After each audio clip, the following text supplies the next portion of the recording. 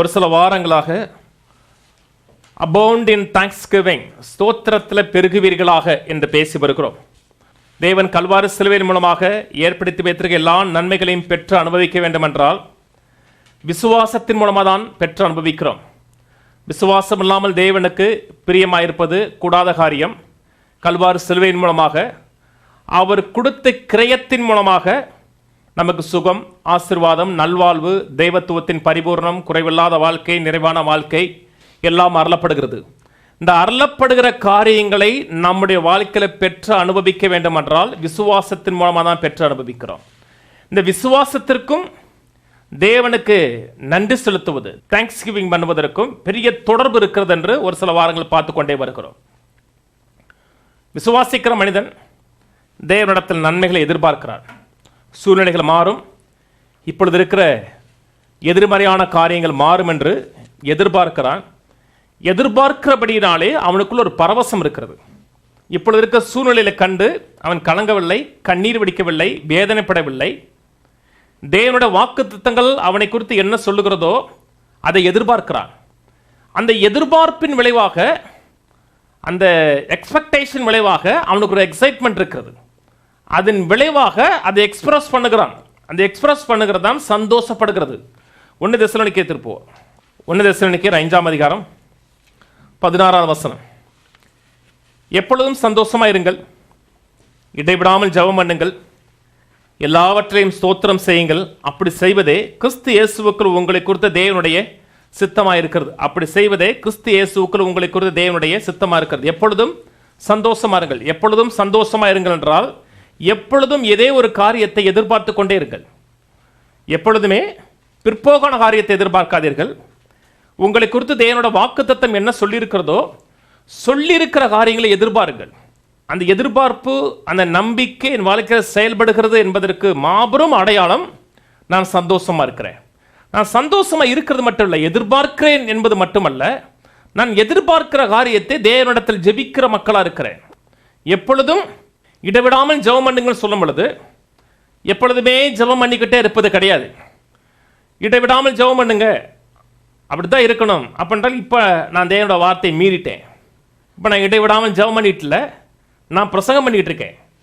இப்போ நான் ஜெபம் பண்ணலை, தேவனோட வார்த்தையை உங்களுக்கு அறிவித்துக் கொண்டிருக்கிறேன். இடைவிடாமல் ஜெபம் பண்ணுங்கன்னு சொல்லும் பொழுது எதிர்மறையான காரியத்தின் மத்தியிலையும் எதிர்மறையான சூழ்நிலைகள் மத்தியிலையும் தேவனுடைய வாக்குத்தத்தங்களை விசுவாசிக்கிறீர்கள், எதிர்பார்க்கிறீர்கள். அந்த எதிர்பார்ப்பின் விளைவாக ஒரு சந்தோஷம், பரவசம் இருக்கிறது.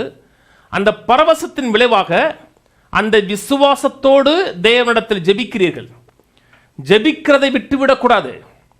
சில எதிர்மறையான காரியங்கள் வரும் பொழுது நீங்கள் நினைத்த காரியம் ஒரு குறிப்பிட்ட கால அளவுக்குள்ள வராத பொழுது துண்ட உதறிடக்கூடாது. என்ன ஆண்டவர் விசுவாசி என்ன பண்ணேன், கர்த்தரை நம்பி என்ன பண்ணேன், ஆண்டவருக்கா வாழ்ந்து என்ன பண்ணேன்னு உதறி விடாமல் ஜெப வாழ்க்கையை விட்டு விடாதிருங்கள். அப்படி ஜெப வாழ்க்கையை விட்டு விடாமல், தேவன் நான் ஜெபித்ததை எனக்கு தந்திருக்கிறார், தேவன் என் சூழ்நிலைகளை மாற்றுகிறார் என்று எதிர்பார்க்கிறபடியினாலே அடுத்த மோடுக்கு உடனே போகிறோம். எல்லாவற்றிலும் தேவனுக்கு சோத்திரம் செலுத்த ஆரம்பிக்கிறோம். எல்லாவற்றிலும் தேவனுக்கு சோத்திரம் செலுத்த ஆரம்பிக்கிறோம் என்றால், வியாதிக்காக ஆண்டவரே சோத்திரம், தரித்திரத்துக்காக ஆண்டவரே சோத்திரம், இந்த கால் உடைஞ்சதுக்காக சோத்திரம், அப்படி சொல்லலை. அப்படி சொன்னோம் என்றால் பிசாசுடைய கிரியலுக்கு நம்ம நன்றி சொல்ல ஆரம்பிக்கிறோம்.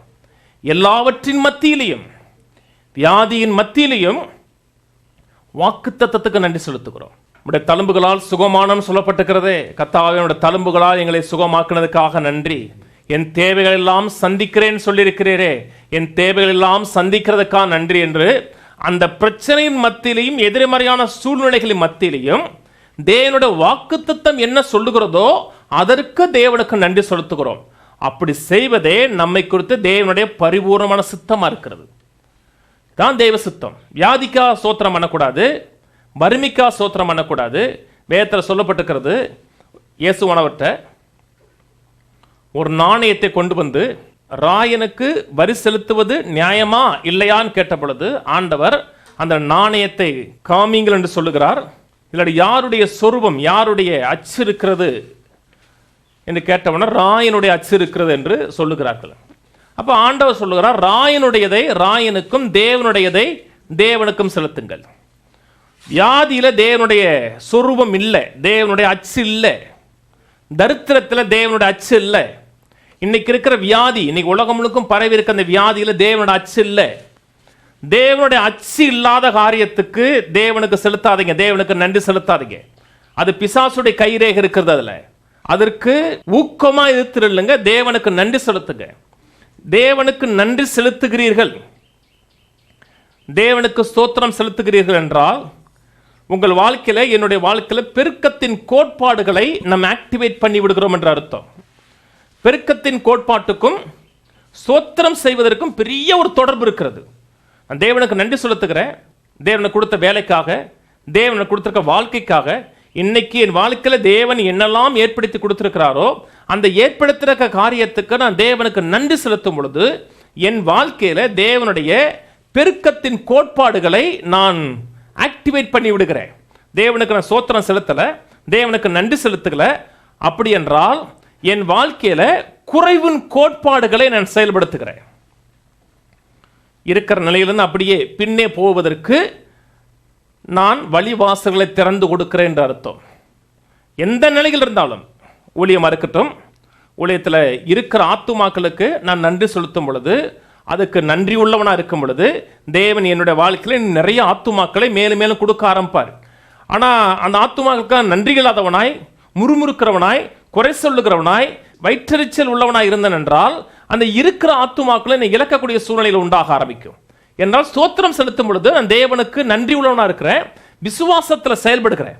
விசுவாசத்தில் செயல்படும் பொழுதெல்லாம் தேவன் எனக்கு மேலும் மேலும் கொடுக்க ஆரம்பிக்கிறார். தேவனுடைய பெருக்கத்தின் கோட்பாடுகள் செயல்பட ஆரம்பிக்கிறது. என்ன காரியமா இருக்கட்டும், வாழ்க்கையில் என்ன தேவன் கொடுத்திருக்கிறார், நல்ல வாழ்க்கைக்காக நன்றி செலுத்துங்க, நல்ல துணைக்காக நன்றி செலுத்துங்க, தேவன் கொடுத்திருக்கிற பிள்ளைகளுக்காக நன்றி செலுத்துங்க, தேவன் கொடுத்திருக்க சபைக்காக நன்றி செலுத்துங்க, தேவன் கொடுத்திருக்க போதகருக்காக நன்றி செலுத்தினீர்கள் என்றால் அந்த போதகர் மூலமாக, அந்த சபையின் மூலமாக தேவன் உங்களுக்கு என்ன செய்ய விரும்புகிறாரோ அதை பெற்றுக்கொள்ளக்கூடிய அளவு உங்கள் வாழ்க்கையில் அதிகரித்து கொண்டே இருக்கும். அந்த பெருக்கம் உங்கள் வாழ்க்கையில் தொடர்ந்து ஏற்பட்டு கொண்டே இருக்கும். உங்களோட வாழ்க்கையிலும் என்னோட வாழ்க்கையிலையும் குறைவு, பற்றாக்குறை என்பது சாத்தியமற்ற காரியமா இருக்கும். ஆகவே முறுமுறுக்காதீர்கள், குறை சொல்லாதீர்கள். அது நம்மை குறித்த தேவ சித்தம் அல்ல. கொலோசியர் திருப்போம் 3 காரியம் மறந்து விடக்கூடாது. எப்பொழுதும் சந்தோஷமா இருங்கள், இடைவிடாமல் ஜெபம் பண்ணுங்கள், எல்லாவற்றிலும் தேவனுக்கு ஸ்தோத்திரம் செலுத்துங்கள். இதுவே நம்மை குறித்து தேவனுடைய சித்தமா இருக்கிறது. இதுதான் தேவனுடைய சித்தம். இதற்கு விரோதமாக வேறு எது செய்கிறோம் என்றால் தேவனுடைய சித்தத்துக்கு விரோதமாக நாம் செயல்படுகிற மக்களாக இருக்கிறோம். கொலோசியர் 2:6 வாசிக்கிறேன். ஆகையால் நீங்கள் கர்த்தராகிய கிறிஸ்து இயேசுவை ஏற்றுக்கொண்டபடியே அவருக்குள் வேர் கொண்டவர்களாயும் அவர் மேல் கட்டப்பட்டவர்களாயும் அவருக்குள் நடந்து கொண்டு நீங்கள் போதிக்கப்பட்டபடியே விசுவாசத்தில் உறுதிப்பட்டு ஸ்தோத்திரத்தோடு அதிலே பெருகுவீர்களாக. ஸ்தோத்திரத்தோடு அதிலே பெருகுவீர்களாக. எப்படி போதிக்கப்பட்டோம்? கிருபையினாலே விசுவாசத்தை கொண்டு ரட்சிப்பை பெற்றோம். சுகத்தை பெறுவதும் எப்படி? கிருபையினாலே விசுவாசத்தை கொண்டு. நல்வாழ்வை பெறுவது எப்படி? கிருபையினாலே விசுவாசத்தை கொண்டு. வேலையில முன்னேற்றத்தை பெறுவது எப்படி? கிருபையினாலே விசுவாசத்தை கொண்டு. கிருபை கொடுக்கிறது, விசுவாசத்தின் மூலமாக நான் சொந்தம் பாராட்ட ஆரம்பிக்கிறேன். தேவன் கொடுத்திருக்கிற கிருபைக்கு, தேவன் சிலுவையின் மூலமாக செய்திருக்கிற அந்த கிருபைக்கு நான் எந்த அளவுக்கு நன்றி உள்ளவனாய், அதுக்கு ஸ்தோத்திரம் செலுத்துகிறவனாய் நான் இருக்கிறனோ அந்த அளவுக்கு தேவன் எனக்கு வாக்கு பண்ணியிருக்கிற நிறைவான வாழ்க்கை, குறைவற்ற வாழ்க்கை, பரிபூர்ணமான வாழ்க்கையில நான் வளருகிறவனாக, பெறுகிறவனாக, பங்கெடுக்கிற ஒரு மனிதனாக இருப்பேன். நான் முறுமுறுக்கிறவனா இருக்கேன், குறை சொல்லுகிறவனா இருக்கிறேன், எல்லா காரியத்தையும் குற்றம் சாட்டுகிற மனிதனாக இருக்கிறேன் என்றால் தேவன் சிலுவையில் ஆயத்தம் பண்ணி வைத்திருக்கிற நல்வாழ்வை நான் அனுபவிக்க முடியாமல் போகக்கூடிய சாத்தியக்கூறுகள் உண்டாக ஆரம்பிக்கிறது. இஸ்ரேல் மக்கள் நமக்கு மிகப்பெரிய ஒரு எடுத்துக்காட்டாக இருக்கிறார்கள். இஸ்ரேல் மக்களுக்கு தேவன் கானான் தேசத்தை கொடுத்தார். அந்த தேசத்தை குறித்து வேதம் சொல்லுகிற பொழுது பிராமிஸ் லேண்ட் சொல்லப்பட்டிருக்கிறது, வாக்குத்தத்தம் பண்ணப்பட்ட தேசம். இன்றைக்கு தேவன் நமக்கு வாக்குத்தத்தம் பண்ணப்பட்ட தேசம் கொடுக்கல, வாக்குத்தத்தங்களால் நிறைந்த தேசத்தை கொடுத்திருக்கிறார். சுகம் என்பது ஒரு வாக்குத்தத்தம், நல்வாழ்வுங்கிறது வாக்குத்தத்தம், குறைவற்ற வாழ்க்கை என்பது வாக்குத்தத்தம், தேவத்துவத்தின் பரிபூரணத்தோடு இருப்பது வாக்குத்தத்தம். இந்த வாக்குத்தத்தங்களை நாம் அனுபவிக்க வேண்டும் என்றால் ஸ்தோத்திரத்தின் மூலமாக நன்றி அறிதல் என்கிற ஒரு குணாதிசயத்தின் மூலமாக தான் பெற்றுக்கொள்கிறோம். நன்றி அறிதல் இல்லை, தேங்க்ஸ் கிவிங் இல்லை என்றால் அதை பெற்றுக்கொள்வதற்கு நாமே தடை செய்கிற மக்களாக மாறுகிறோம். 1 கொரிந்தியர் 10 திருப்புவோம். 1 கொரிந்தியர் 10:10. அவர்கள் சிலர் முறுமுறுத்து சங்காரக்காரனாலே அழிக்கப்பட்டார்கள், அதுபோல நீங்களும் முறுமுறுக்காதீர்கள். இஸ்ரவேல் மக்களை குறித்து பேசுகிறது. முறுமுறுப்பது, குறை சொல்லுவது என்பது பிற்போக்கான ஆவிக்குரிய பிரமாணத்தை நம்முடைய வாழ்க்கையில் ஆக்டிவேட் பண்ணிவிடும். சோத்திரம் செலுத்தும் பொழுது, தேவனுக்கு நன்றி செலுத்தும் பொழுது, தேவனை கனப்படுத்தும் பொழுது முற்போக்கான ஆவிக்குரிய பிரமாணமாக இருக்கிற விசுவாசம் செயல்படும். குறை சொல்லும் பொழுது, முறுமுறுக்கும் பொழுது பிற்போக்கான ஆவிக்குரிய பிரமாணமாக இருக்கிற அவிசுவாசம் செயல்படும். விசுவாசம் தேவனோட வாழ்க்கையில் செயல்படுவதற்கு கதவை திறந்து கொடுக்கிறது. அவிசுவாசம் பிசாசனோட வாழ்க்கையில் செயல்படுவதற்கு கதவை திறந்து கொடுக்கிறது. நீங்க மக்கள் குறை சொல்வது, முறுமுறுப்பது என்பது சகஜமான காரியம் நினைக்கிறாங்க. யாருங்க முறுமுறுக்கல? எல்லாரும் தான் முறுமுறுக்கிறாங்க, எல்லாரும் தான் குறை சொல்லுகிறாங்க. குறை சொல்லாத மனிதன் யாரு? இதான் சகஜமான நிலை நினைக்கிறாங்க. ஆனால் தேவன் அது சகஜம் நினைக்கல. தேவன் அது சீரியஸான காரியமாக பார்க்கிறார். ஒரு மனிதன் முறுமுறுக்கிறான், குறை சொல்லுகிறான் என்றால் அவன் அவிசுவாசத்தில் இருக்கிறான். அப்ப சோத்திரம் செலுத்துகிறான் என்றால் அவன் விசுவாசத்தில் இருக்கிறான். ஒரு மனிதன் கர்த்தருக்கு நன்றி செலுத்துகிறான், கல்வாரி சிலுவையில் தேவன் என்ன செய்தாரோ அந்த காரியத்தை குறித்து நன்றி உள்ள மனிதனாக இருக்கிறான் என்றால் அவன் விசுவாசத்தில் வாழுகிற மனிதனாக இருக்கிறான் அர்த்தம். இஸ்ரவேல் மக்களை குறித்து சொல்லுகிறது, அவர்கள் வணங்கா கழுத்துள்ள மக்கள் சொல்லப்பட்டிருக்கிறது. வணங்கா கழுத்துள்ளவர்கள் என்றால் பெருமை உள்ளவர்கள், அகந்தை உள்ளவர்கள், என்ன சொன்னாலும் கேட்க மாட்டேன் அப்படின்னு நினைக்கக்கூடிய மக்கள். ஒரு மனிதன் அவிசுவாசத்தில் இருக்கிறான், குறை சொல்லுகிறவனா இருக்கிறான் என்றால் அவன் பெருமை உள்ளவனா இருப்பான்.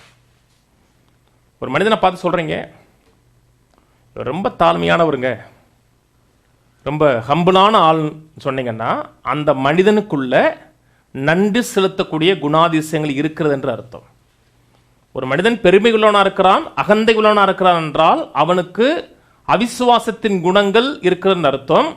ஒரு மனிதன் தாழ்மையுள்ளவனா இருக்கிறான் என்றால் அவன் நன்றி செலுத்தக்கூடியவனாக தேவனுடைய கிருபைக்கு தகுதியுள்ள ஒரு மனிதனாக இருப்பான். வேதம் சொல்லுகிறது, பெருமை உள்ளவனுக்கு கர்த்தர் எதிர்த்து நிற்கிறார், தாழ்மை உள்ளவனுக்கு தேவன் கிருபை கொடுக்கிறார். ஒருவன் தாழ்மை உள்ளவனா இருக்கிறான் என்றால் அர்த்தம் தேவனுக்கு தேங்க்ஸ் பண்ணுகிறவனா, தேவனுக்கு நன்றி செலுத்தக்கூடிய மனிதனாக இருப்பான். நம்முடைய வாழ்க்கையில், எல்லாருடைய வாழ்க்கையிலையும் ஏதோ ஒரு இடத்துல குறை சொல்வதற்கு, முறுமுறுப்பதற்கு வாய்ப்புகள் உண்டாகத்தான் செய்யுது. சில நேரத்தில் நாம் குறை சொல்லியிருக்கலாம், முறுமுறுத்திருக்கலாம். ஆனால் தேவன் கிருபை உள்ளவர், இரக்கம் உள்ளவர். அப்படிப்பட்ட காரியங்கள் அவருடைய வாழ்க்கையில் வரக்கூடாது என்று விரும்புகிறார். இல்லை கவனிங்க, இதை நான் போதிக்க வேண்டும் என்பதற்கு அந்த போதனைகளை நான் போதிக்கவில்லை. வாழ்க்கையில் எந்த எதிர்மறையான காரியங்கள், வழி தெரியல, திக்கு தெரியல, ஒரு பெரிய குகைக்குள்ள அகப்பட்டது மாதிரி இருக்குதுன்னு நினைச்சா கூட தேவனுக்கு தேங்க்ஸ் பண்ணுங்க. நன்றி செலுத்தினீர்கள் என்றால் அந்த வெளியே போகக்கூடிய வெளிச்சம் உங்களுக்கு தெரியும், அந்த டனல் தெரியும் உங்களுக்கு. அந்த வெளிச்சம் தெரிஞ்சுன்னா எதுக்கு நேராக போகலான்னு தெரிஞ்சிடும். அநேக மக்களுக்கு அந்த இருளிலேயே இருக்கிறதுனால, குறை சொல்லுகிற நிலையிலே இருக்கிறதுனால எங்கிட்டு போவது எனக்கு வழியே தெரியாமல் போய்விடுகிறது. நன்றி செலுத்தும் பொழுது, தேவனுக்கு தேங்க்ஸ் பண்ணும் பொழுது அனுகூலங்கள், ஒத்தாசை உண்டாக ஆரம்பிக்கும். அது மட்டுமல்ல, பழைய ஏற்பாட்டில் இஸ்ரவேல் மக்களை குறித்து சொல்லும் பொழுது அவர்களை கர்த்தர் நான் வெறுத்தேன்னு சொன்னார், அவர்களை அரோசித்தேன்கிறார். அவிசுவாசம் என்பது தேவனை கோபப்படுத்தக்கூடிய ஒரு காரியமாக இருக்கிறது. இன்றைக்கு தேவன் உங்க மேலே கோபமா இல்லை, என் மேலே கோபமா இல்லை, உன் மேலே கோபம் கொள்வதில்லை என்றும் உன்னை கடிந்து கொள்வதில்லை என்றும் கர்த்தர் ஆணையிட்டு இருக்கிறார். நிச்சயமாக தேவன் உங்க மேலே, என் மேலே கோபமா இல்லை, வெறுப்பா இல்லை. ஆனால் நாம் விசுவாசத்தில் செயல்படவில்லை என்றால் தேவன் நம்ம மேலே பிரியமா இல்லை.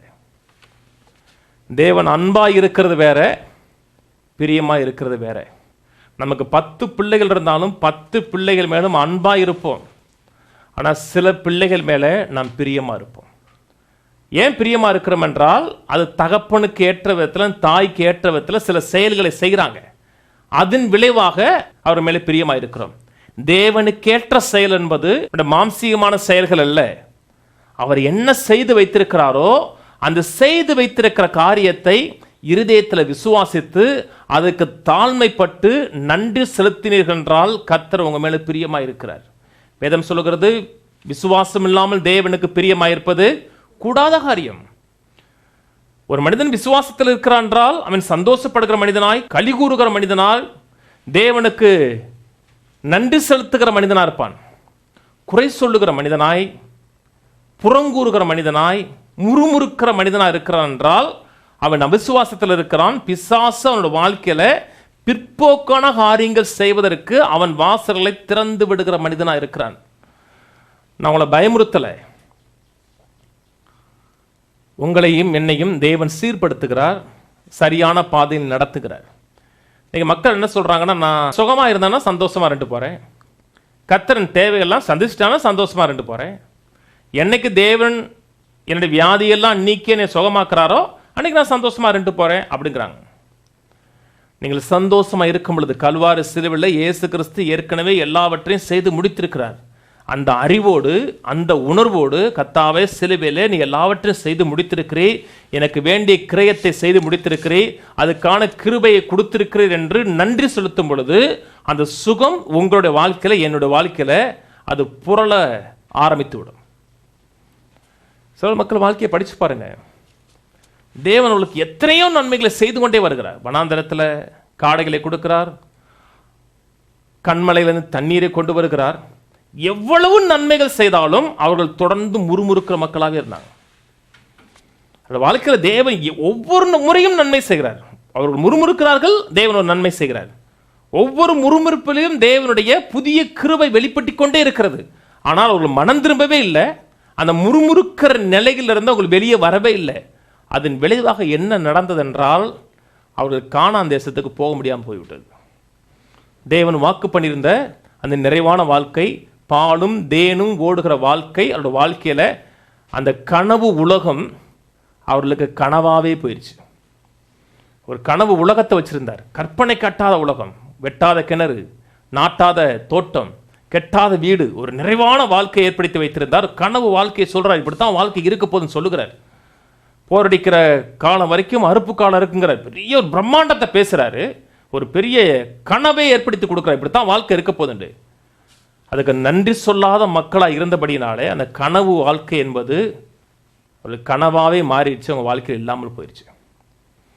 ஒவ்வொரு முறையும் நன்மை செய்கிறார். இன்னைக்கு பார்த்தீங்கன்னா எத்தனை மக்கள் பாருங்க, நல்ல வீடு இருக்கும்,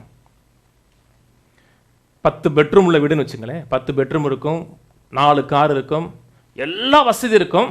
ஆனால் சந்தோஷமாக இருக்க மாட்டான். ஏதாவது ஒரு காரியத்துக்கு குறை சொல்கிறவனா இருப்பான். இது சரியில்லை, அது சரியில்லை, இது சரியில்லை, ஏதாச்சும் குறை சொல்லுவான். சமைச்சு போட்டால் கூட என்ன ஒரு மனமே இல்லாத நாய் திங்குமாமா. ஆனால் அவன் தான் சாப்பிடுவான், அவன் தான் சாப்பிடுவான். இன்னும் கொஞ்சம் குடும்பம் ஏன் நாய் திங்குமான்னு கேட்டிங்களா? இல்லை, வீணாக போயிருமே. நன்றி இல்லாத மக்களாக இருக்கிறோம் என்றால் தேவனுடைய ஆசீர்வாதத்தை நாம் அனுபவிப்பதற்கு நாமே தடை செய்கிற மக்களாக இருக்கிறோம். தேவன் தடை செய்யலை. சிலுவையின் மூலமாக தேவனுடைய ஆசீர்வாதங்கள், அனுகூலங்கள் தொடர்ந்து வந்து கொண்டே இருக்கிறது. யாக்கோபு 4 படிச்சு பாருங்க.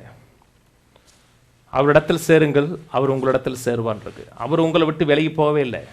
அவர் உங்களிடத்தில் தான், அவர் உங்களை நோக்கி தான் வர்றார்.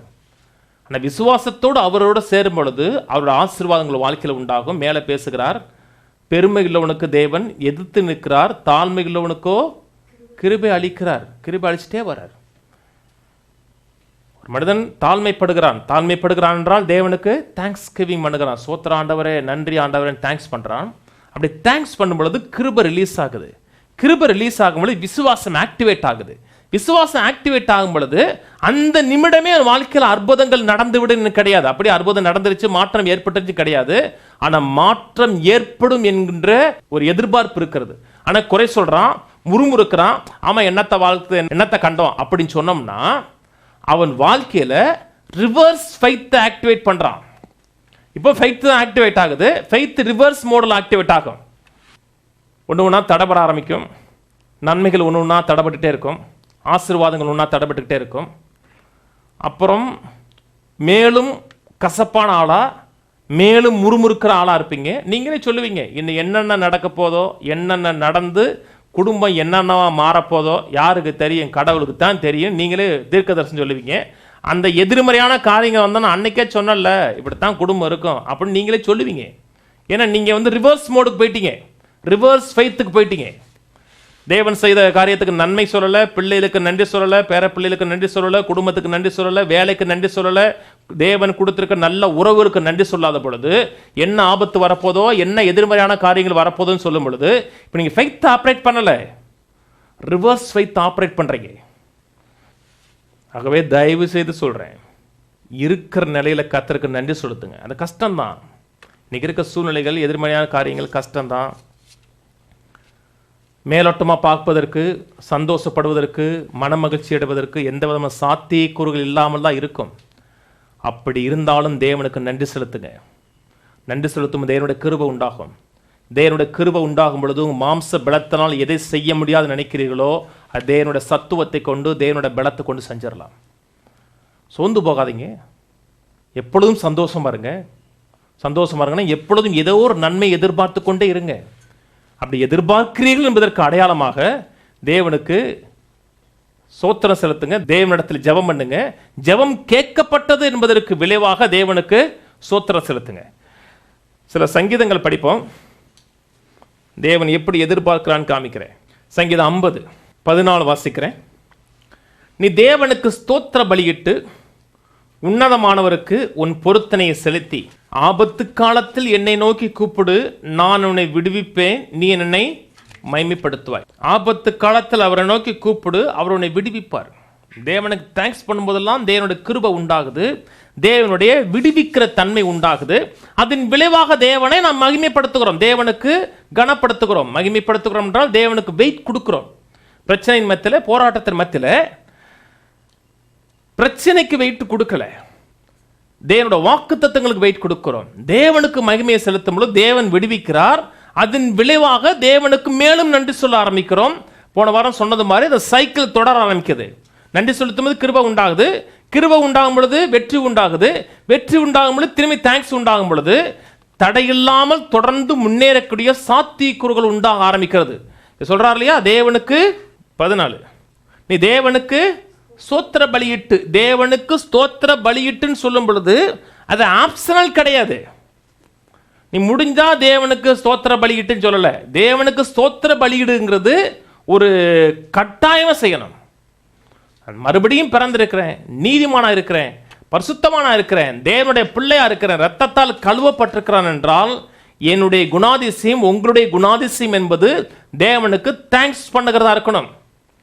இன்னைக்கு மக்கள் மத்தியில் அப்படிப்பட்ட அபிப்பிராயம் இல்லை. சபையில் பாட்டு பாடுகிறதே எதுக்கு பாடுறாங்கன்னா, கூட 2 பாட்டு பாடினோம்னா லேட்டாக வர்றவங்களாம் சர்ச்சுக்கு வந்துடுவாங்க, அந்த நிலையில் பாட்டு பாடுறவங்களாம் இருக்காங்க. எதுக்கு பாட்டு பாடுறோம்?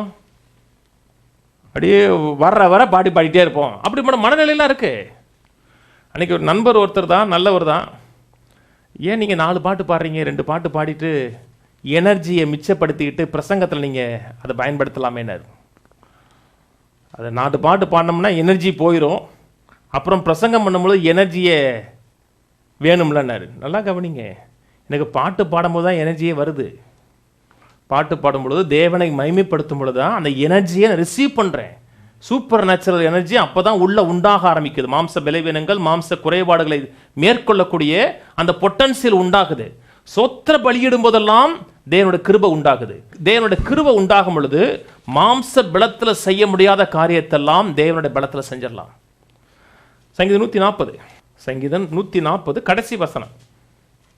நீதிமான்கள் உமது நாமத்தை துதிப்பார்கள், செம்மையானவர்கள் உம்முடைய சமூகத்திலே வாசம் பண்ணுவார்கள். நீதிமான்கள், ரைச்சஸ், தேவ சமூகத்தில் நிற்கக்கூடியவர்கள், ரத்தத்தால் கழுவப்பட்டவர்கள். ஒருவன் நீதிமான் என்றால் தேவனுடைய சமூகத்தில் வாழுகிறவன், தேவனுடைய பிரசன்னத்தில் வாழுகிறவன். வேதம் சொல்லுகிறது, உடைய சமூகத்தில் பரிபூர்ணமான ஆனந்தமும் வலது பார்சத்தில் நித்திய பேரின்பமும் இருக்கிறது. ஒரு நீதிமான் தேவ சமூகத்தில் இருக்கிறான் என்றால் அடையாளம் என்ன? சந்தோஷம், மகிழ்ச்சி, ஆர்ப்பரிப்பு, ஆரவாரம், குதூகலம். இதுதான் ஒரு விசுவாசியுடைய நிலை. எப்பவுமே சிரிச்சுக்கிட்டு இருப்பான்னு சொல்லலைங்க, எப்பவுமே சிரிச்சுக்கிட்டே அல்லலியா அல்லலியா அல்லலியான்னு சொல்லுவான்னு சொல்லலை. உள்ள ஒரு பரவசம், ஒரு நன்றி சொல்லக்கூடிய ஒரு இருதயம். வாழ்க்கையில் தேவன் கொடுத்துருக்க ஒவ்வொரு காரியத்துக்கும் உள்ளான விதத்தில் தேங்க்ஸ் பண்ணக்கூடிய ஒரு மனப்பக்குவம் உள்ள ஒரு மனிதன். சங்கீதம் 100 திருப்போம். சங்கீதம் 101. பூமியின் குடிகளே எல்லாரும் கர்த்தரை கம்பீரமாக பாடுங்கள். பூமியின் குடிகளே எல்லாரும் கர்த்தரை கம்பீரமாய் பாடுங்கள். கம்பீரமாய்னா ஆங்கில பைபிளில் போட்டிருக்கு மேக் அ ஜாய்ஃபுல் நாய்ஸ்னு போட்டிருக்கு. மேக் அ ஜாய்ஃபுல் நாய்ஸ்னா சந்தோஷமான சத்தத்தை எழுப்புங்கள். கம்பீரமாய் பாடுங்கன்னா தேவ சமூகத்தில் வரும் பொழுதே அழுது கொண்டு வராதிங்க, முறுமுறுத்துக்கிட்டு வராதிங்க, குறை சொல்லிட்டு வராதிங்க. தேவ சமூகத்துக்கு வரும் பொழுதே சந்தோஷமா வாங்க, மன மகிழ்ச்சியா வாங்க, பாடிக்கிட்டு வாங்க, ஆடிக்கிட்டு வாங்க, மன மகிழ்ச்சியோடு வாங்க. நான் பாடிக்கிட்டு வரும் பொழுது தேவன் ஒருவர் இருக்கிறார் என்று நான் விசுவாசிக்கிறேன். நான் சும்மா பாடலை, இல்லாத ஒரு நபருக்கு நன்றி சொல்லத்துல ஒரு தேவன் ஒருவர் இருக்கிறான் என்று நான் விசுவாசிக்கிறேன். பதில் இருக்குன்னு விசுவாசிக்கிறேன். விடுதலை இருக்குன்னு விசுவாசிக்கிறேன். நான் கண்ணீர் விடும் பொழுது, முறுமுறுக்கும் பொழுது தேவன் ஒருவர் இல்லை என்று விசுவாசிக்கிறேன். அதாவது விசுவாசிக்காமல் விசுவாசிக்கிறோம், சொல்லாமல் சொல்றோம். விடுதலை இல்லைன்னு விசுவாசிக்கிறோம், பதில் இல்லைன்னு விசுவாசிக்கிறோம்.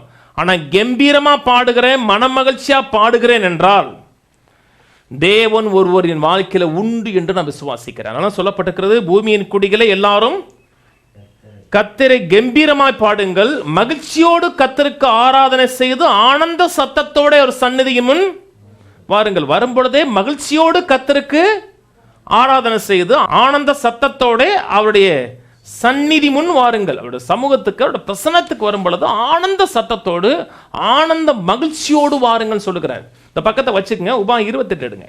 நமக்கு தெரியும் 15ஆம் வசனத்துக்குள்ள நிறைய சாபங்கள் இருக்குன்னு உங்களுக்கு தெரியும். பொதுவாக உபாகம் 28 ஏன் சாபம் வருதுன்னு கேட்டோம்னா, தேவனோட வார்த்தைக்கு கீழ்ப்படியாமையால் சாபம் வருது. அது உண்மைதான், இல்லைன்னு சொல்லலை. ஆனால் அதான் உண்மையான்னு கேட்டீங்கன்னா அதான் உண்மைன்னு சொல்லலை. இங்கே சில விஷயங்கள் சொல்கிறாரு, அதுவும் உண்மை. ஆனால் மேலும் சில காரியங்கள் இருக்குது.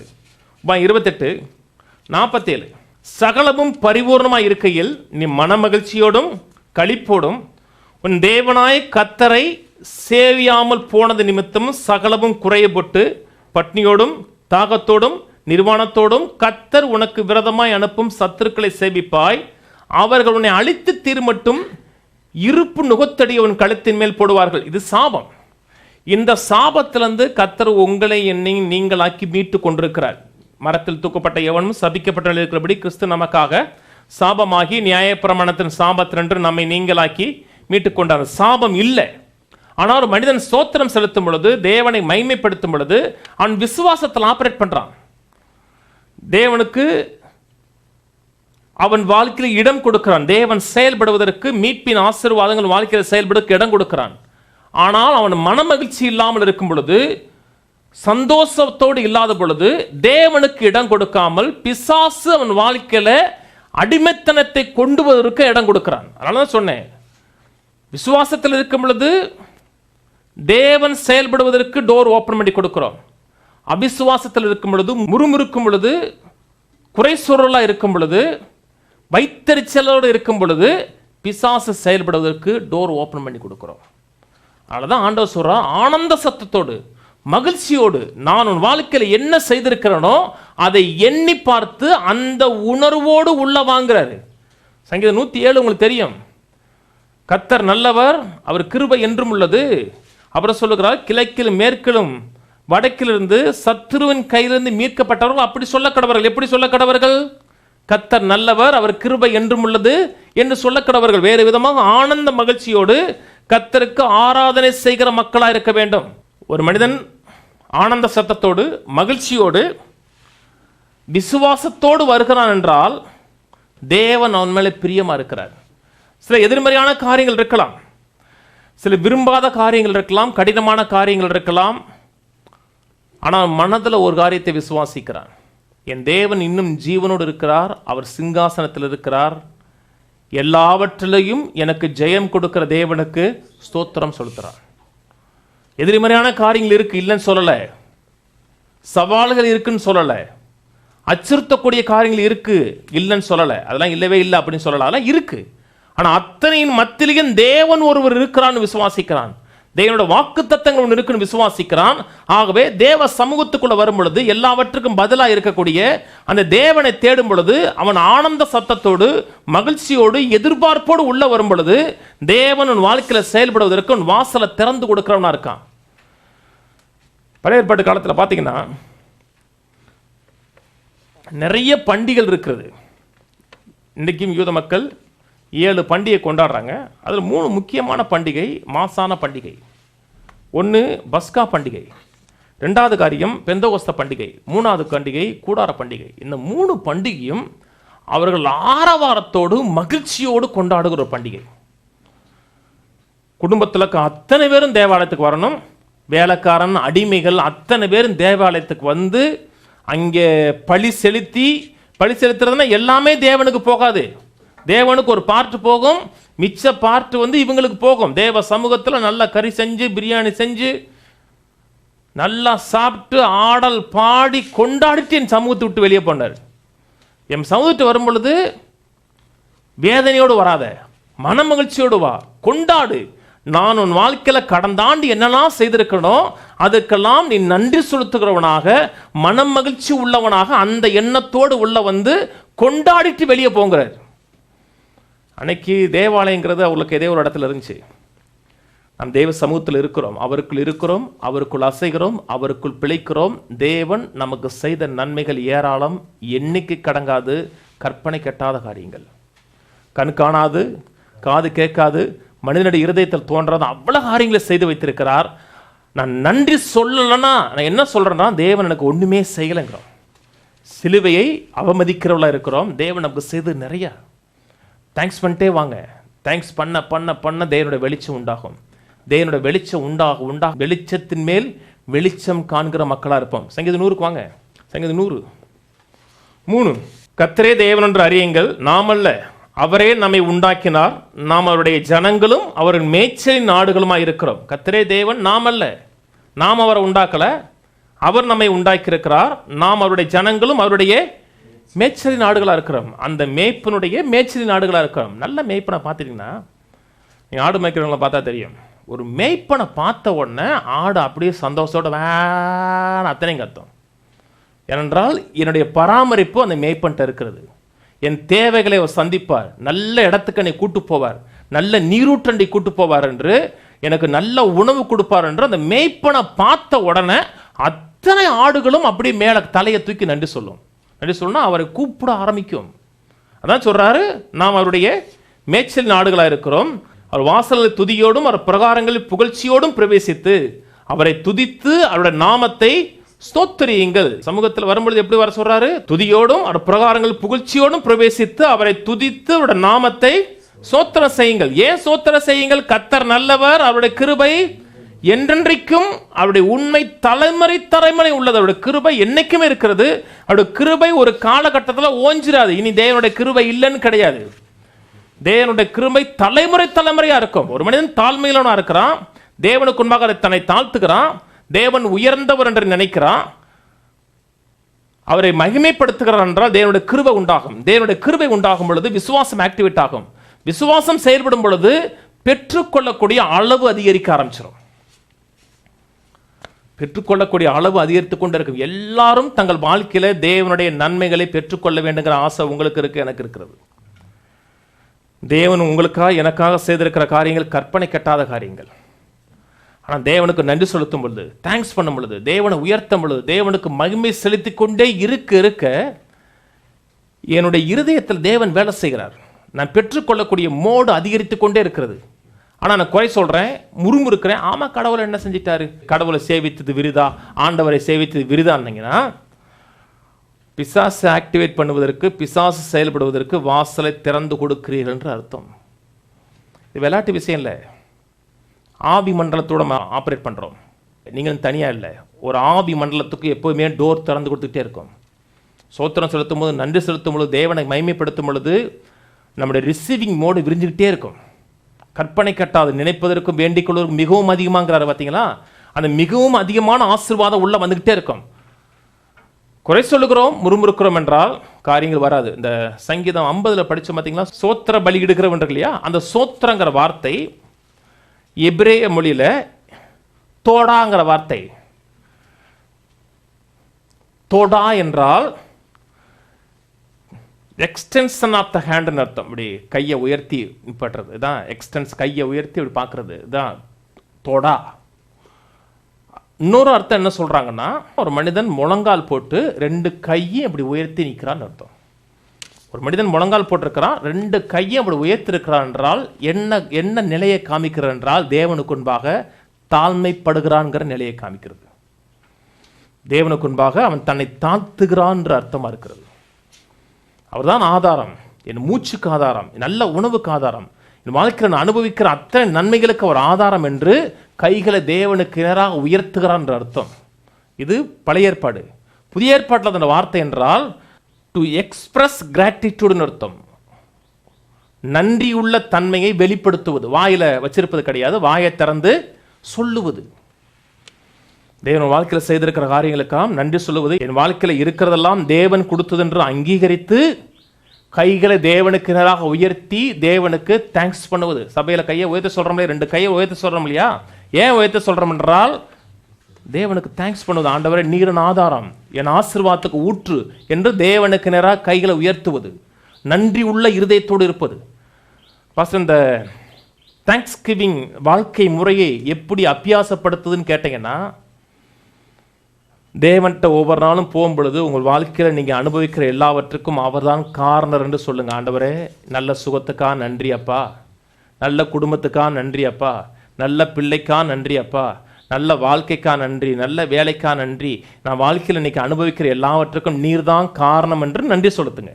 அது மட்டுமல்ல, மற்றவர்கள்ட்ட சொல்லுங்க, இது கர்த்தர் கொடுத்தது, இது கர்த்தர் கொடுத்தது, இது கர்த்தர் கொடுத்தது, இது கர்த்தர் கொடுத்ததுன்னு அப்படியே சொல்லிட்டே வந்தீங்கன்னா உங்களுடைய கண்கள் எப்பொழுதுமே தேவன் மேலே பதிஞ்சிருக்கும். அந்த தேங்க்ஸ் கிவிங் மோடிலே இருந்துகிட்டு இருப்பீங்க. அப்படி இருக்கும் பொழுது தேவனிடத்துல பெற்றுக்கொள்ளக்கூடிய, ரிசீவ் பண்ணக்கூடிய மோடு அதிகரிச்சு கொண்டே இருக்கும். எங்க மக்கள் ஏன் குறை சொல்றாங்க தெரியுமா? ஏன் மக்கள் முறுமுறுக்கிறாங்க தெரியுமா?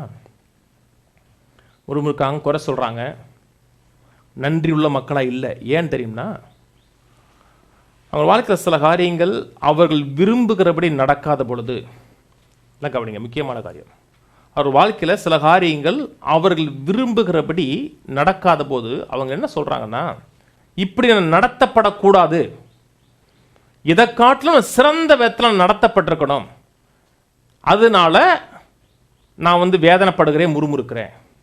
ஒரு இடத்துல போறீங்க, உங்களை நடத்த வேண்டிய விதத்தில் நடத்தலைன்னா உங்களுக்கு கொஞ்சம் கஷ்டமா இருக்கும் இல்லையா, கொஞ்சம் வேதனையா இருக்கும் இல்லையா. இப்போ தேவன்கிட்ட வரும்பொழுதும் இன்னைக்கு இருக்கிற வாழ்க்கை, இன்னைக்கு இருக்கிற பொருளாதார நிலை, அவங்கெல்லாம் அப்படி இருக்காங்க, நான் இப்படி இல்லை, அதனால என்னை நடத்தின விதம் சரியா இல்லை என்று ஒரு குறை சொல்லுதல், முறுமுறுப்பு இருக்கு. ஒரு இடத்துல போறவங்க உங்களை வரவேற்கலை, நீங்க வர்றீங்கன்னு தெரியுது, தெரிஞ்சாலும் முகத்தை திருப்பிட்டாங்க, உடனே என்னத்தை கல்யாணம் நடத்தினா, பத்திரிக்கை கொடுத்தான், வர்றவனை வான்னு கூட சொல்லலை அப்படின்னு ஒரு குறை சொல்லுதல், முறுமுறுப்பு இருக்கும். இப்போ தேவன்கிட்ட வரும்பொழுதும் இன்னைக்கு இருக்கிற வாழ்க்கை, சிலர் நல்லா இருக்காங்க, நிறைவா இருக்காங்க, நல்ல வீட்டில் இருக்காங்க, நான் இப்படி இருக்கனே, தேவன் என்னை நடத்தின விதம் சரியில்லை அப்படின்னு முறுமுறுக்கிறாங்க. கவனிக்கிறீங்களா? நான் சொல்றது விளங்க நினைக்கிறேன். அவங்கெல்லாம் நல்லா சாப்பாடு சாப்பிட்றாங்க, நிறைவா இருக்காங்க, நான் நல்ல நிலையில் இல்லையே, தேவன் என்னை நடத்துகிற விதம் சரியில்லை என்று தேவனை குறை சொல்றாங்க. நல்லா கவனிங்க, நீங்க தேவனிடத்துல எந்த நன்மையும் பெறுவதற்கு நீங்க எந்த தகுதியும் கிடையாது. இன்னைக்கு ஒரு நிலையில் இருக்கீங்க பார்த்தீங்களா, அது கூட உங்களுக்கு தகுதி கிடையாது, எனக்கு தகுதி கிடையாது. என்னை நடத்தின விதம் சரியில்லைன்னு சொல்றோம் இல்லையா, அதனால நம்ம குறை சொல்றோம் இல்லையா. அவங்கள நல்லா நடத்திட்டாரு, என்ன நல்லா நடத்தலை என்று குறை சொல்றோம் இல்லையா. உங்களை இந்த விதத்தில் நடத்தினதற்கே நீங்களும் நானும் தகுதியற்றவர்கள். உங்களுக்கும் எனக்கு என்ன தகுதி தெரியுமா? வியாதியா இருப்பது தகுதி, சாப்பாட்டுக்கு வழி இல்லாமல் பிச்சை எடுப்பது நம்முடைய தகுதி, அதான் நம்ம தகுதி. எல்லாரும் பாவம் செய்து தேவ மகிமையற்றவர்களாம் வியாதிப்பட்டு நரகத்துக்கு போவது உங்களுடைய தகுதி, என்னுடைய தகுதி, அதான் நம்முடைய தகுதிங்க. சில காரியம் இல்லாத போதும் என்ன சொல்றாங்கன்னா, என்னை தேவன் சரியா நடத்தல. உங்களை சரியா நடத்தணும்னா எப்படி நடத்தணும்னா, குஷ்டத்தை கொடுத்து சொறி சிறங்க கொடுத்து அப்படித்தான் உங்களை நடத்திருக்கணும். சில நண்பர்கள் சொல்லுவாங்க, சில காரியங்கள் வாழ்க்கையில் இருக்கும் பொழுது சில மக்கள் சொல்லுவாங்க, pastor you deserve for this பாஸ்டர்மாங்க. இதுக்கு நீங்கள் தகுதியான ஆள் தான் பாஸ்டர்மாங்க. கிடையாது, நான் அதுக்கு தகுதியான ஆள் கிடையாது. எதுக்குமே தகுதியான ஆள் கிடையாது. இன்றைக்கி இருக்க வாழ்க்கைக்கு நான் தகுதி கிடையாது. இன்றைக்கி இருக்க ஆசீர்வாதத்துக்கு நான் தகுதி கிடையாது. இன்றைக்கி நான் அனுபவிக்கிற சுகத்துக்கு நான் தகுதி கிடையாது. இன்றைக்கி இருக்கிற நன்மைகளுக்கு, நிறைவுக்கு நான் தகுதி கிடையாது. எதுக்குமே நான் டிசர்வ் கிடையாது. யாராச்சும் என்கிட்ட கேட்டீங்கன்னா ஒரு எப்படி பாஸ்டர் இருக்கீங்கன்னா, தேவனுடைய கிருபை, கர்த்தருடைய கிருபை. கர்த்தருடைய கிருபைன்னா என்ன அர்த்தம்? எனக்கு தகுதி இல்லை, அருகதை இல்லைன்னு அர்த்தம். நீங்கள் சுகமாக இருக்கேன்னா அது தேவனுடைய கிருபை. நீங்கள் ஆசீர்வாதமாக இருக்கனா தேவனுடைய கிருபை. அப்படின்னா என்ன அர்த்தம்? எனக்கு தகுதி இல்லை, அருகதை இல்லைன்னு அர்த்தம். ஆண்டவரே, அருகதை இல்லாதவனுக்கு, தகுதி இல்லாதவனுக்கு, எந்த அந்தஸ்தும் இல்லாத எனக்கு இவ்வளோ நன்மைகளை கொடுக்குறீங்களே, கிருபைகளை கொடுக்குறீங்களே, ஆசீர்வாதங்களை கொடுக்குறீங்களே, ஒத்தாசைகளை கொடுக்குறீங்களே, உமக்கு நன்றி அப்பான்னு சொல்லும் பொழுது என்னுடைய விசுவாசம் மோடு அதிகரிச்சிடும். தேவனிடத்தில் பெற்றுக்கொள்ளக்கூடிய மோடு அதிகரிச்சிடும். ஆனால் தேவனை இப்படி நடத்துனது தப்பு, அவங்களை அப்படி நடத்திருக்காரு, என்னை இப்படி நடத்திருக்கிறாரு, என்னை இப்படி நடத்துது நினச்சி நான் தேவனை நினச்சி வருத்தப்படுறேன், குறை சொல்கிறீங்கன்னா நீங்கள் நரகம் போயிருக்க வேண்டிய ஆள். கொஞ்சம் நினச்சி பார்க்கணும். தேவனை குறித்து சிந்தை உள்ள மக்களாக இருக்கணும். தேவன் யாரும் கடன் படலைங்க. தேவன் யாரையும் சுகமாக்கியே தீர வேண்டும், யாரும் கடன் படலை. இன்னைக்கு தேவனிடத்தில் சுகத்தை பெறலாமா? பெறலாம். தேவனிடத்தில் செழிப்பை பெறலாமா? பெறலாம். எதன் அடிப்படையில்? கிருபை, தேவனுடைய கிருபை. சுகத்தை பெறீங்கன்னா தேவனுடைய கிருபை, ஆசீர்வாதத்தை பெறீங்கன்னா தேவனுடைய கிருபை, நல்ல குடும்பம் இருக்கா தேவனுடைய கிருபை, நல்ல பிள்ளைகள் இருக்கா தேவனுடைய கிருபை. அதுக்கு நீங்க தகுதியா? தகுதி கிடையாது. தகுதி கிறிஸ்து. உங்களுக்கு வர வேண்டிய தண்டனை, எனக்கு வர வேண்டிய தண்டனை, உங்களுக்கு வர வேண்டிய ஆக்கினை தீர்ப்பு, எனக்கு வர வேண்டிய ஆக்கினை தீர்ப்பு அவர் மேல் விழுந்தது. தகுதி இல்லாத அவர் அந்த தண்டனையே, ஆக்கினை தீர்ப்பை அனுபவிப்பிற்கு அவர் தகுதி கிடையாது. அவர் அனுபவிச்சார். கிரயத்தை கொடுத்தார். கிரயத்தின் மூலமா கிருபை வந்துச்சு. அந்த கிருபையின் மூலமா எனக்கு சுகம் வருகிறது, ஆசீர்வாதம், நல்வாழ்வு வருகிறது. தாழ்மையா இருந்துச்சுன்னா கிருபை வருது. தாழ்மையில் உனக்கு தேவன் கிருபை கொடுக்கிறாரே, பெருமையில் உனக்கு தேவன் ஏத்து நிற்கிறாரே. தேங்க்ஸ் கிவிங் தாழ்மைப்படுகிறோம், தாழ்மைப்படும் கிருபை வருகிறது, கிருபை வரும், விசுவாசம் செயல்படுகிறது. விசுவாசம் செயல்படும் பொழுது தேவனுடைய சகல நன்மைகள் வாழ்க்கையில் மூவ் ஆக ஆரம்பிச்சிடும். முறுமுறுக்கிறோம், குறை சொல்றோம்னா குறைபடக்கூடிய, பற்றாக்குறை பண்ணக்கூடிய பிரமாணத்தை ஆக்டிவேட் பண்றோம்னு அர்த்தம். என்ன கவனிங்க, ஒருவேளை இன்னைக்கு உங்க வாழ்க்கையில் ஒண்ணுமே இல்லைன்னு வச்சுக்கோங்க. ஒருவேளை உங்க வாழ்க்கையில் ஒண்ணுமே இல்லை, சுகம் இல்லை, செழிப்பு இல்லை, ஆசீர்வாதம் இல்லை, நல்வாழ்வு இல்லை, கஷ்டப்படுறீங்க, ரேஷன் அரிசி வாங்கி தான் சாப்பிட்றீங்கன்னு வச்சுக்கோங்க. உங்கள் வாழ்க்கையில் ஒரு நன்மை இல்லை. அப்படி இருந்தாலும் நீங்கள் தேவனுக்கு நன்மை சொல்லலாங்க. ஒரு 5 மில்லி செகண்ட் நரகத்தில் இருந்துட்டுவாங்க. 5 மில்லி செகண்ட் நரகத்தில் இருந்துட்டுவாங்க. 5 நிமிஷம் இல்லை, 5 மில்லி செகண்ட் நரகத்தில் இருந்துட்டுவாங்க. நரகம்னா என்னன்னு தெரியும் உங்களுக்கு. அந்த நரகத்திலேருந்து கர்த்தர் உங்களை என்ன விடுவிச்சிருக்கிறார் என்றால், இன்னைக்கு சில காரியம் இல்லைன்னா கூட உங்களை ரட்சித்திருக்கிறார பார்த்தீங்களா, தேவனுடைய பிள்ளையாக்கி இருக்கிறார் பார்த்தீங்களா, அதுக்கே கோடி நன்றி சொல்லலாம். கோடி நன்றி சொல்லிகிட்டே இருக்கலாங்க.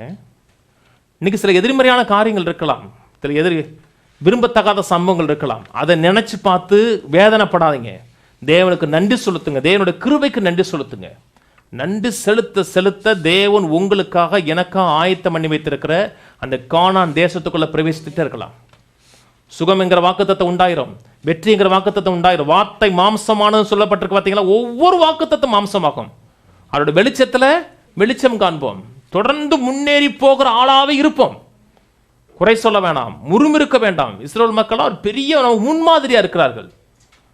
எவ்வளவு நன்மைகளுங்க. செங்கடல் அப்படியே திறந்து போகுதுங்க. ஆச்சரியங்க. ஒரு பைசா கட்ட வேண்டிய அவசியம் கிடையாது. சிலர் பார்த்தீங்கன்னா இந்த அம்யூஸ்மெண்ட் பார்க் இருக்கு இல்லையா, சில காரியத்துக்கு உள்ளே விடுவாங்க, 2 நிமிஷம் தான் விடுவான். அதுக்கு எவ்வளோ கட்டணத்தை விட்டு தான் உள்ளே விடுவான். அது அவ்வளோ மாயாஜாலம். ஒரு பைசா நையா பைசா இல்லாமல் செங்கடல் அப்படியே திறந்து விட்டு உள்ள போய் அவங்களுக்கு காமிச்சாருங்க. ஒரு நன்றி இல்லாமல் முறுமுறுக்கிறவனாக இருந்து எல்லாவற்றையும் இழந்துட்டான்.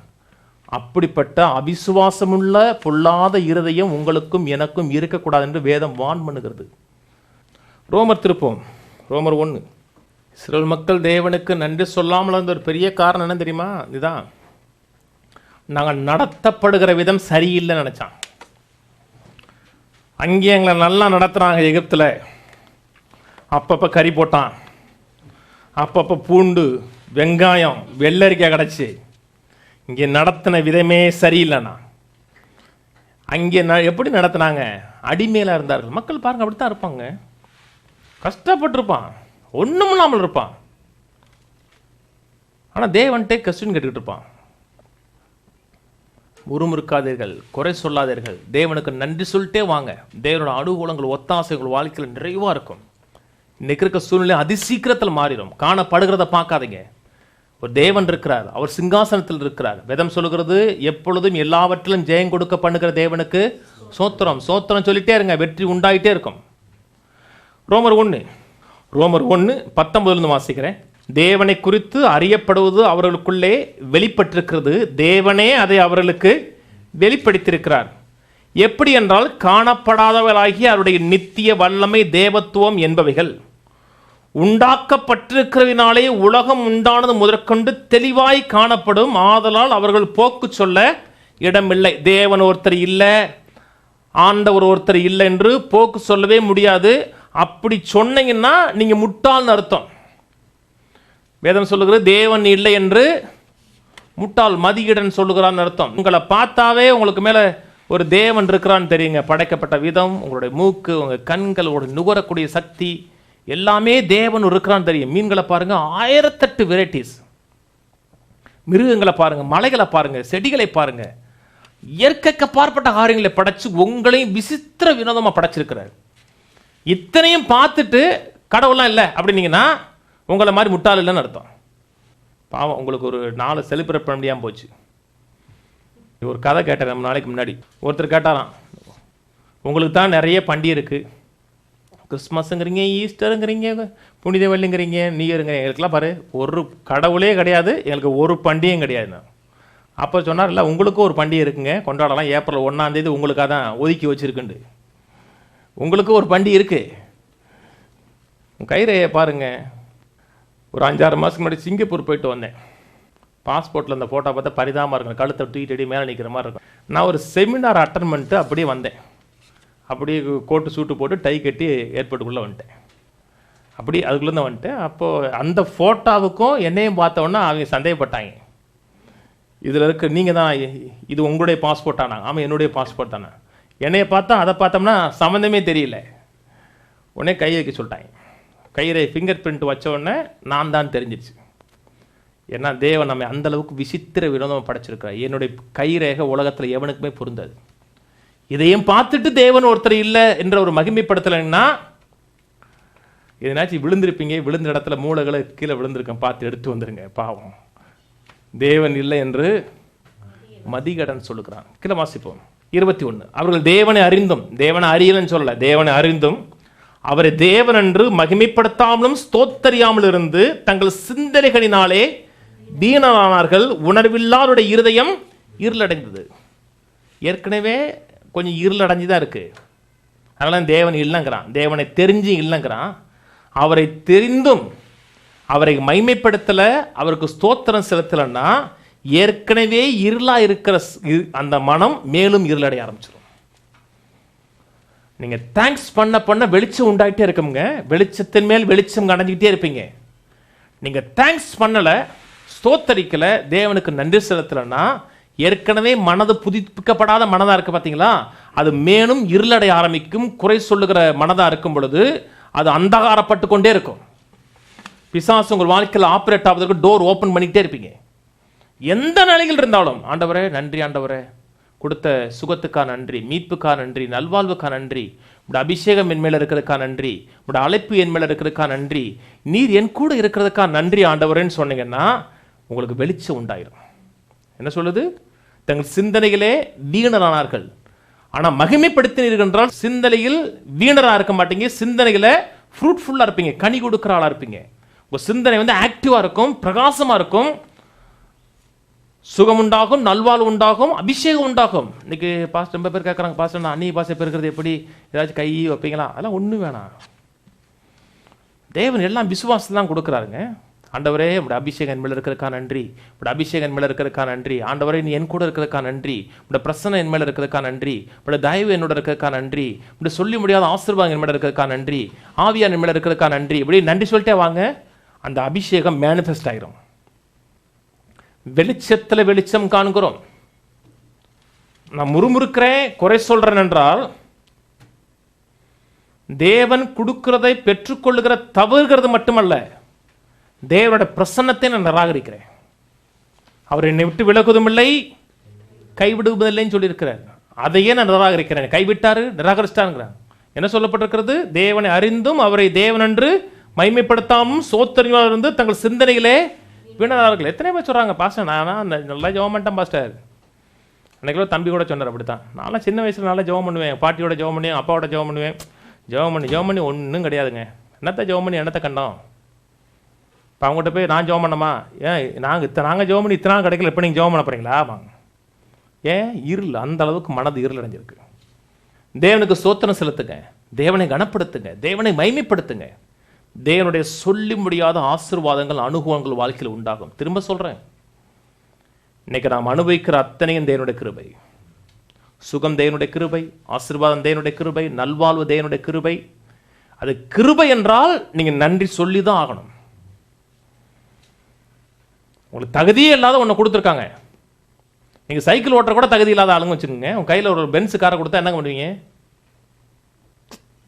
அப்படி சொல்ல மாட்டீங்களா? அட்லீஸ்ட் டோரை திறக்கும் போது கூட, ஐயோ சைக்கிள் ஓட்டக்கூட தகுதி இல்லாத இருந்தேன்னு இப்படி ஒரு காரில் குழுண்டு நான் கூட பென்ஸு காரை ஓட்டி போலங்க இது வரைக்கும்.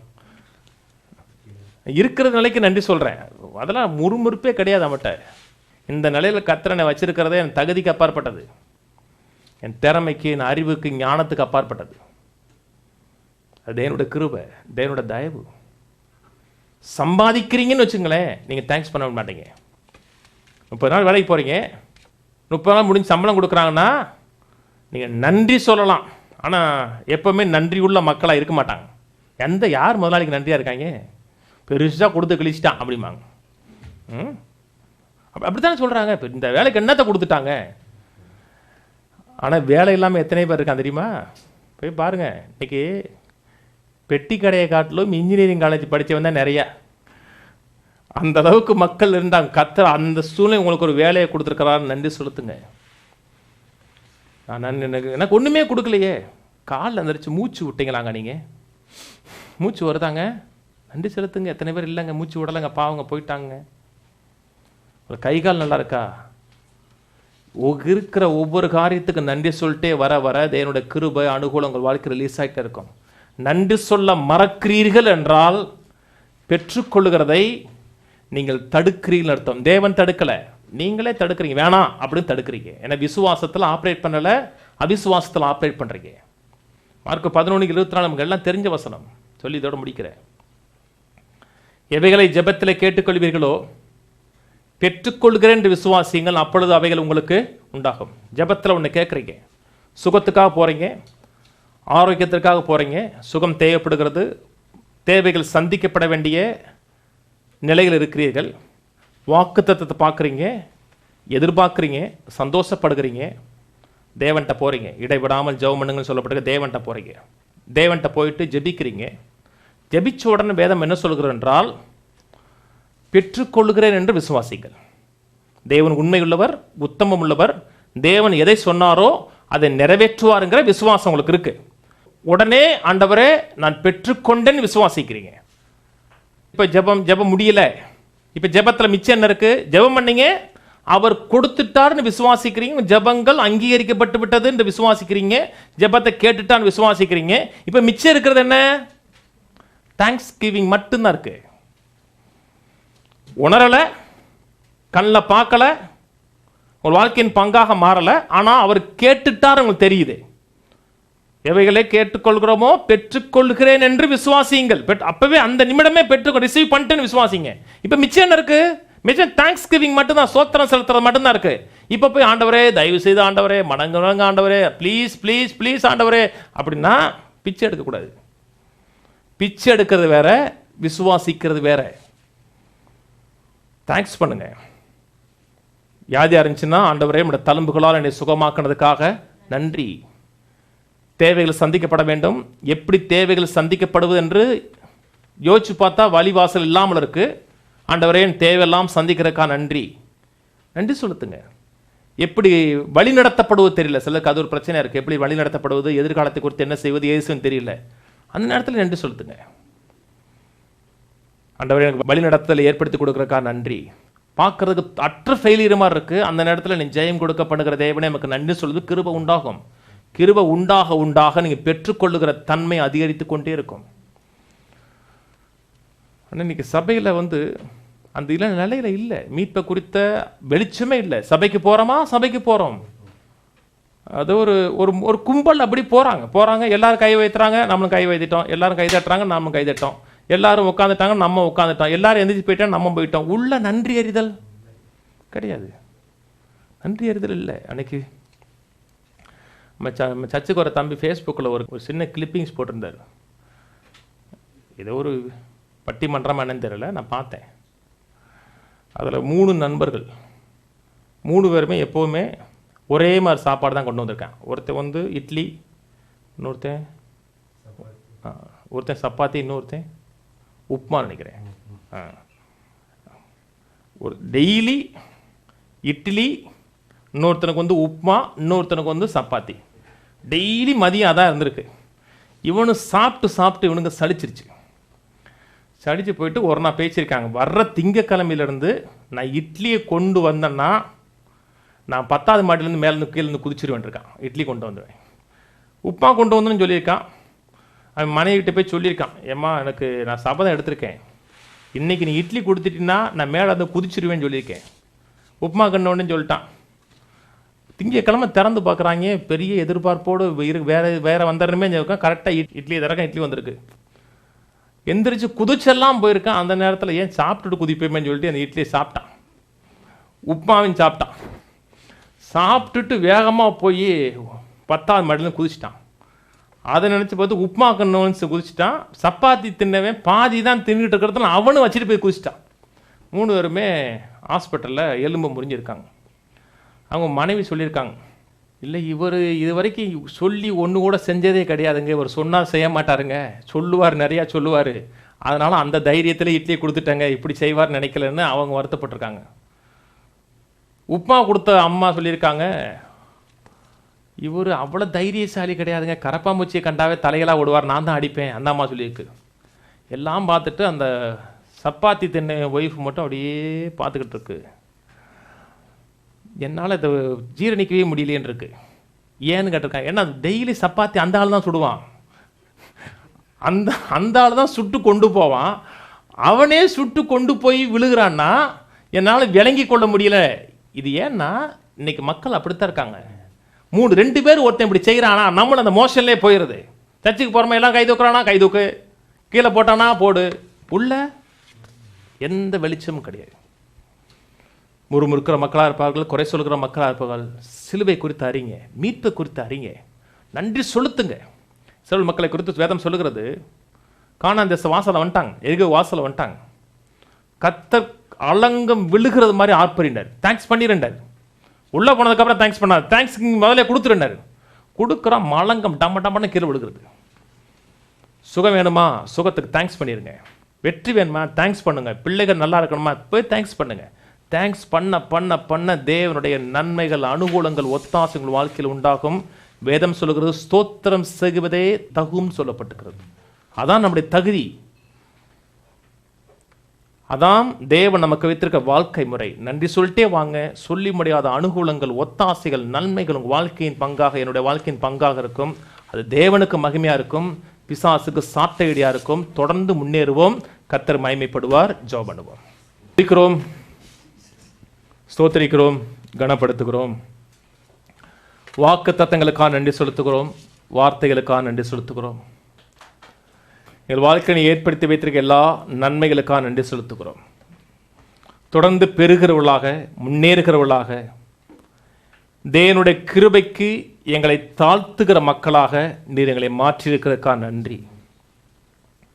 இயேசுவின் நாமத்தில் எங்களோடு இணைந்து ஆராதனையில் பங்கெடுத்த ஒவ்வொரு சகோதர சகோதரிகளை, குடும்பங்களை ஆசீர்வதிக்கிறேன்.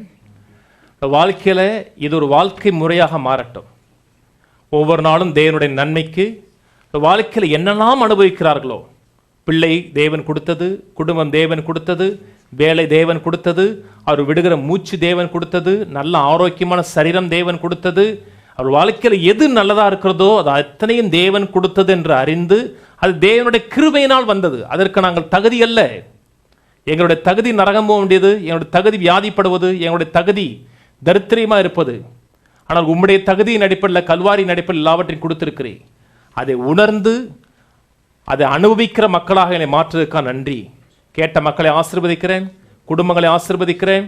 இந்த ஸ்தோத்திரம் செய்யக்கூடிய குணாதிசயம் வாழ்க்கையின் பங்காக மாறட்டும். எல்லா கனமும் எல்லா மகிமையும் என் வாழ்க்கையில் உமக்கு ஒருவருக்கு மாத்திரம் உண்டாக முடியாது ஜெபிக்கிறேன். ஆசீர்வதியும் இயேசு நாமத்தில் பிதாவே, ஆமேன்.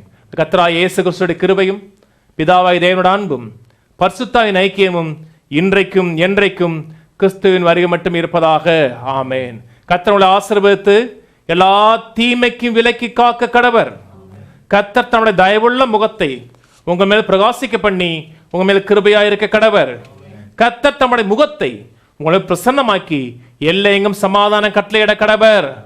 ஆமேன். கர்த்தர் உங்களை ஆசீர்வதித்து ஜீவனோடு சுகத்தோடு தீர்க்காயுசோடு குறைந்தது 120 ஆண்டுகள் வாழ வைப்பாராக. ஆமேன், ஆமேன், ஆமேன். இந்த பாடலை பாடுவோம். தோள்களின் மேலே சாய்ந்திருப்பதால் கவலை ஒன்றும் எனக்கில்லையே. என் தேவைகளெல்லாம் அவர் பார்த்து கொள்வதால் நான் கர்த்தருக்குள் மகிழ்ந்திருப்பேனே. அவர் தோள்களின் மேலே நான் சாய்ந்திருப்பதால் கவலை ஒன்றும் எனக்கில்லையே. என் தேவைகளெல்லாம் அவர் பார்த்து கொள்வதால் நான் கர்த்தருக்குள் மகிழ்ந்திருப்பேனே. யெகோவா ஈரே எங்கள் தேவன், தேவைகள் யாவும் சந்தித்தீரே. யெகோவா ரப்பா எங்கள் தேவன், என்னாலும் சுகம் தருவீரே. யெகோவா ஈரே எங்கள் தேவன், தேவைகள் யாவும் சந்தித்தீரே. யெகோவா ரப்பா எங்கள் தேவன், என்னாலும் சுகம் தருவீரே. அவர் தோள்களின் மேலே நான் சாய்ந்திருப்பதால் கவலை ஒன்றும் எனக்கில்லையே. என் தேவைகளெல்லாம் அவர் பார்த்து கொள்வதால் நான் கர்த்தருக்குள் மகிழ்ந்திருப்பேனே. இழந்து போன அனைத்தையுமே மீட்டு தந்தீரே. நஷ்ட கணக்கு வழக்கு எந்தன் வாழ்க்கையில் இல்ல. இழந்து போன அனைத்தையுமே மீட்டு தந்தீரே. நஷ்ட கணக்கு வழக்கு எந்தன் வாழ்க்கையில் இல்ல. எந்த பாத்திரம் நிரம்பி வழியுதே, குறைவுகளை நிறைவாக மாற்றி விட்டீரே. எந்த பாத்திரம் நிரம்பி வழியுதே, குறைவுகளை நிறைவாக மாற்றி விட்டீரே. யெகோவா ஈரே எங்கள் தேவன், தேவைகள் யாவும் சந்திப்பீரே. யெகோவா ரப்பா எங்கள் தேவன், என்னாலும் சுகம் தருவீரே. யெகோவா ஈரே எங்கள் தேவன், தேவைகள் யாவும் சந்திப்பீரே. யெகோவா ரப்பா எங்கள் தேவன், என்னாலும் சுகம் தருவீரே. அவர் தோள்களின் மேலே நான் சாய்ந்திருப்பதால் கவலை ஒன்றும் எனக்கில்லையே. என் தேவைகளெல்லாம் அவர் பார்த்து கொள்வதால் நான் கர்த்தருக்குள் மகிழ்ந்திருப்பேனே. நான் கர்த்தருக்குள் மகிழ்ந்திருப்பேனே. நான் கர்த்தருக்குள் மகிழ்ந்திருப்பேனே.